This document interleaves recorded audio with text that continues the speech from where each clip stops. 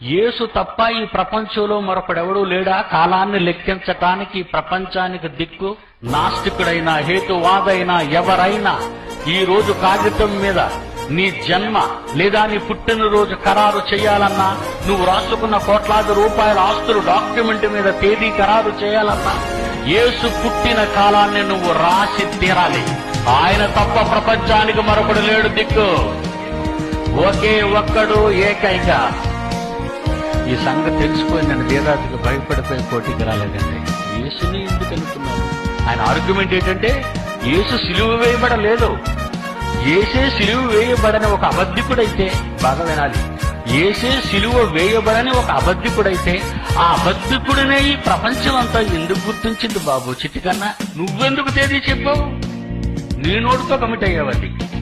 ఈవేళ 6/6/1995 అని మనం నమ్ముకున్న యేసును ఆకాశం అంత ఎత్తు చూపించవలసిన గడియలు ఆసన్నమయ్యాయి. క్రీస్తు సిలువ వేయబడలేదని,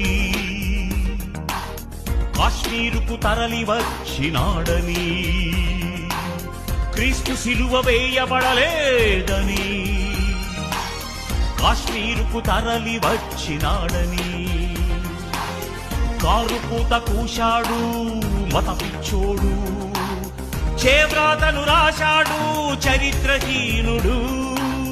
లోకంలో ఎందరో మహాత్ములున్నను కాలాన్ని లెక్కించుటకు క్రీస్తే శకపురుషుడని వాదించి ఒప్పించే క్రైస్తవుడున్నాడు.